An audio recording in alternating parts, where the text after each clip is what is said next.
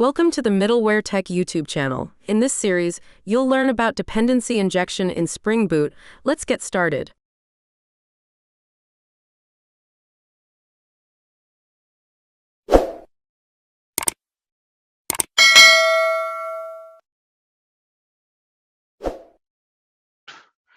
DI, dependency injection, DI using Spring Boot. Dependency injection, how we can implement using Spring Boot.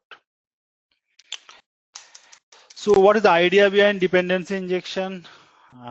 What is the idea behind dependency injection? Already, as you know, that when client request will come, assume when client request will come,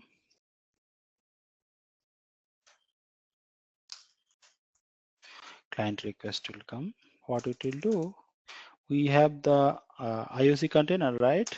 Here also we have the IOC container, means your application context container. You can say IOC container. What container will do? This container will read one configuration file, spring.xml, that we talked about in case of a Spring framework, if you remember. And in this configuration file, what you have done is that you have a root element, bins,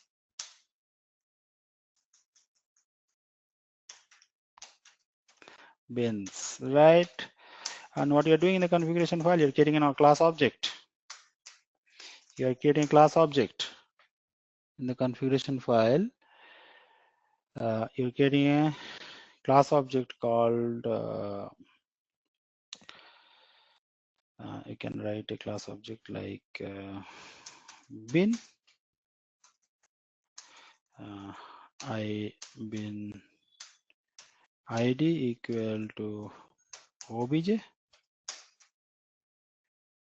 class equal to emp, something like that. You remember, you're going to what IOC container will do. IOC container will parse this spring.xml. After parsing the spring.xml file, it will do? It will create the object. IOC container is responsible to create the object, manage the lifecycle of the object. If you have some attribute, that attribute value will inject inside the object. Assume this is my class. Assume Hoju class, right? Class emp that have your instance variable getter server constructor, right? So you have constructor inside the class, right? So you have instance variable,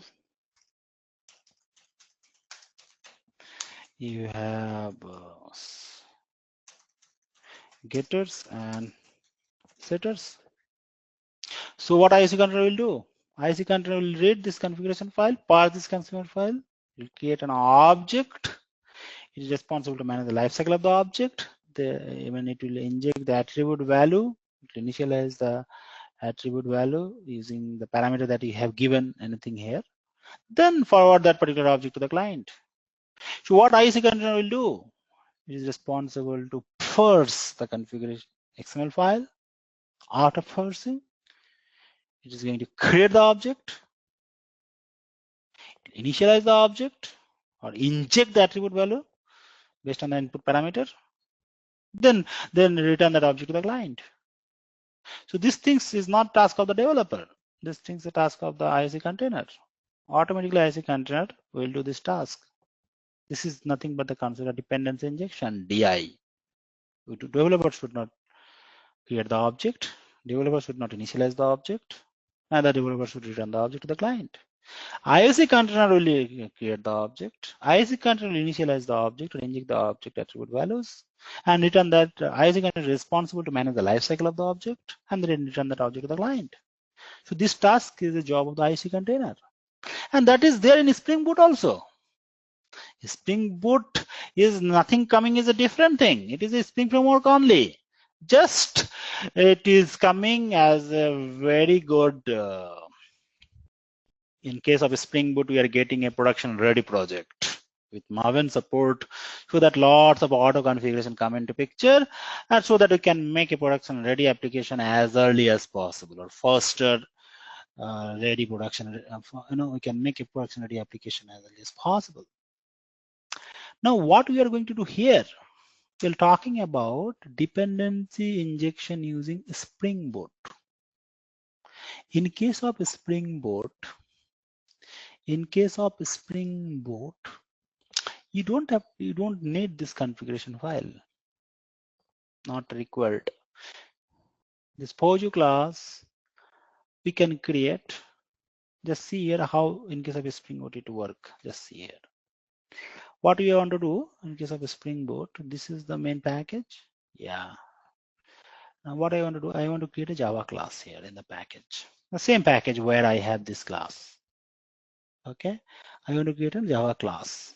Just see here. Right click, new class. Name of the class is employee. Now this employee class that we have created, assume in this class I have private int empid. Save it.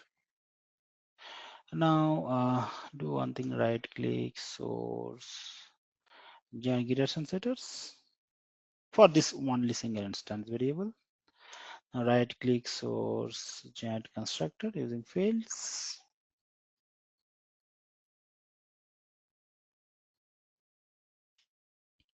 Right, so I have a constructor, I have a getters and setters. If you want to print something inside a constructor, I parameterize constructor. Let me write on default constructor, right click, source, constructor using field. I have a default constructor or not? No, only parameterized constructor, right?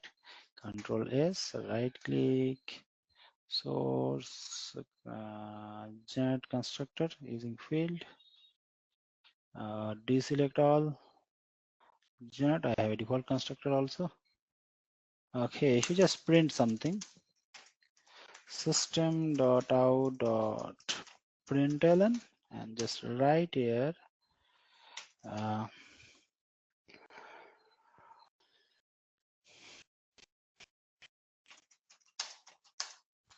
emp default constructor. So it's a simple Java class, right? Correct. So a default constructor, right? Now what I want to do, just see here, please. This is Java class. So how our container can understand this class using an annotation called @component. Remember, @component. Just provide @component for this class, then our IOC container can understand this class. It will create an object of the class. How to understand it is creating object of the class or not? Just see here. I'm going to stop the server, and once again I'm going to start the server. How to start the server? Just select this demo application, right click, run as Java application. It will start the server.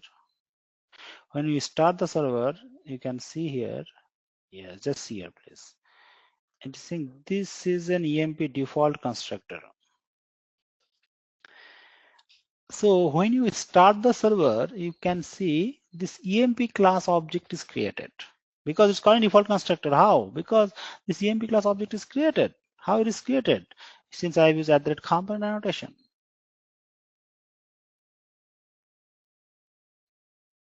If you see here, it indicates that an annotated class is a component. Such classes are considered as candidates for auto detection when using annotation based configuration and class path scanning. So if you see in this example, I have used the annotations called @component for this class. So when I'm going to start the server, I can see it's creating the object.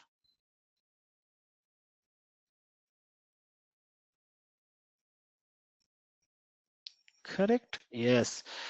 Now here some scenario is there. If you know, if you remember, there is some scenario that an IOC container or Spring Boot container follow two types of scope.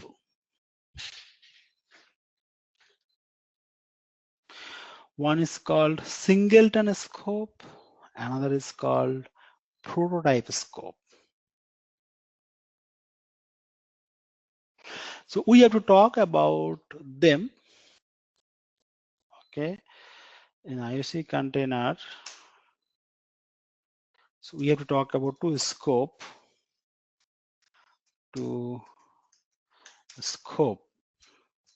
One is called singleton scope, another is called prototype scope. So we have two scope, singleton scope and prototype scope. How to use two different scope? What are the difference between them? We talked about when we talked about the Spring framework. Now we try to understand these two scope using Spring Boot. And you can see very well dependency injection already done. If you see this container, this Spring Boot application already done dependency injection. How to do? How to understand? I have used only @component annotations for this class. So how this IOC container can sense this class. So when I'm starting the server, that time it is creating the object of the class. Who is creating the object?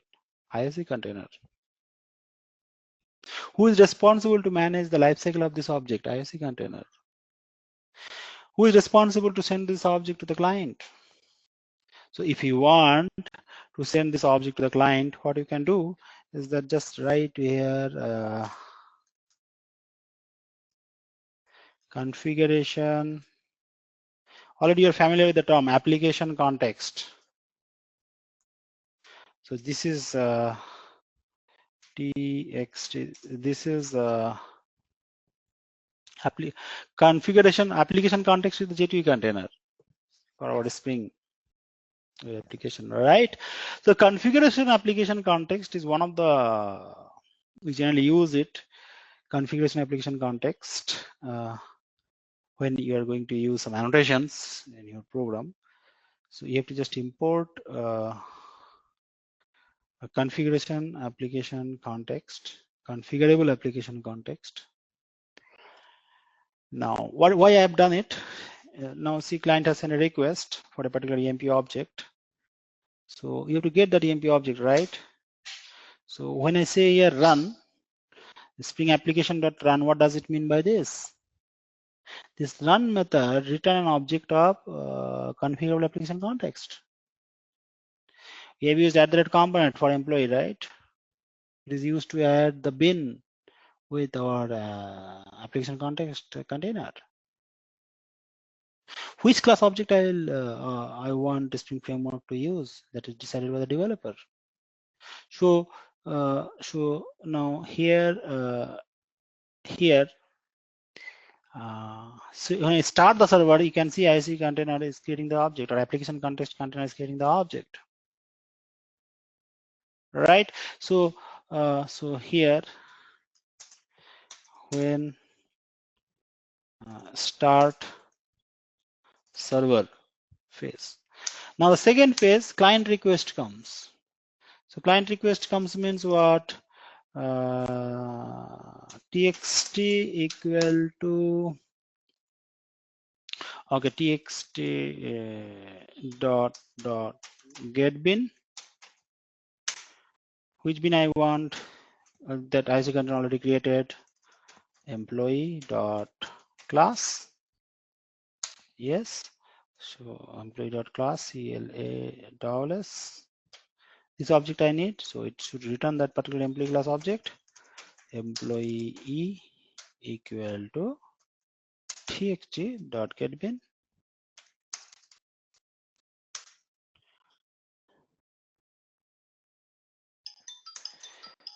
Right? Okay, just give me 1 minute.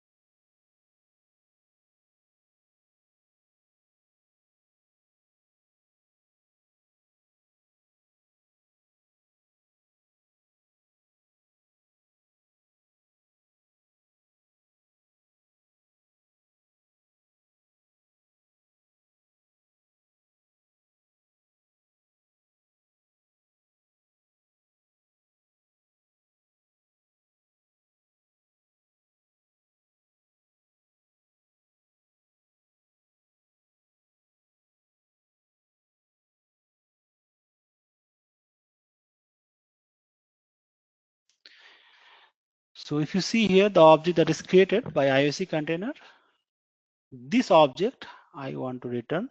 So this step is called client request. Client request. This step is called client request. Right? And if you want, you can print that object system.out.println E. Control S, right click, run as Java application. Now if you see here,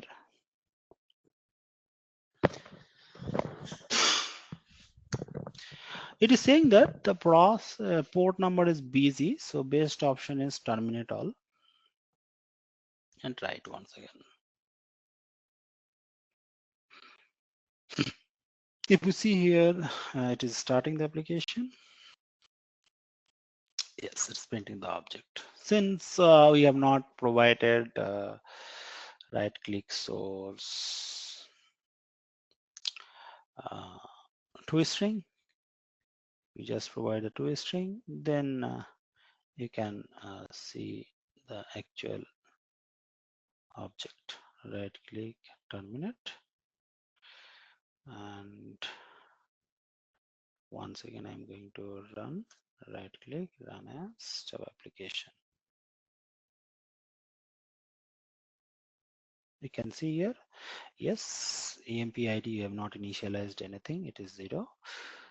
So we can see here IOC container when starting, then IOC container initialize the object, and client send a request to collect that object, and just this is called client request phase. This is called start phase.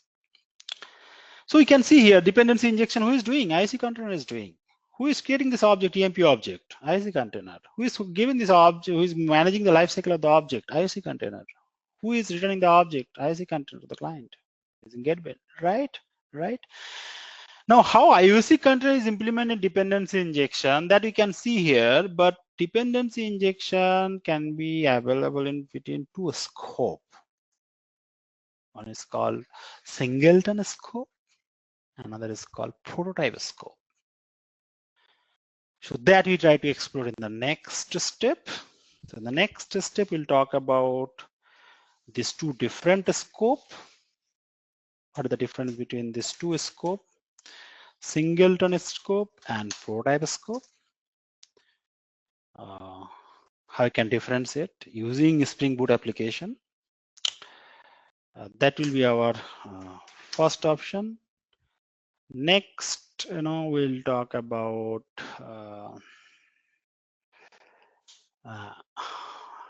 right. So let's we have web application, REST API, lots of things is there. Fine. So our next, our next we'll go for break, and after break we try to talk about how dependency injection work using IOC container, right? Fine. So let's go for break, and after break we'll move with this. Any questions, guys? Anyone have any queries regarding this? Anyone, any queries? You can share in the communication window. Else we'll go for break, and after break we'll start once again the next step. Fine, guys. Anything else you want to add?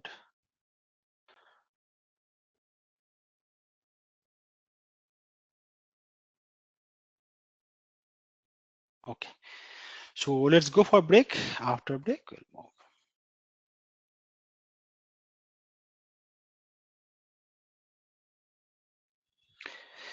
So okay, guys, let's start after break. Let me just share my desktop.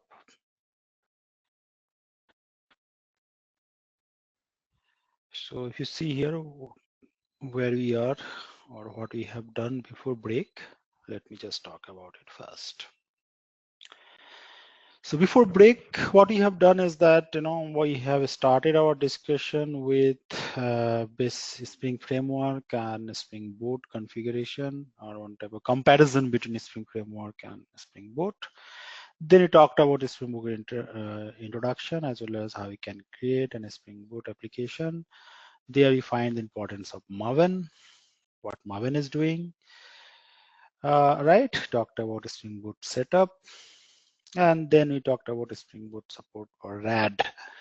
So we say that Spring Boot support RAD, or rapid application development. What are the different features for Spring Boot using which Spring Boot support RAD? We talk about that.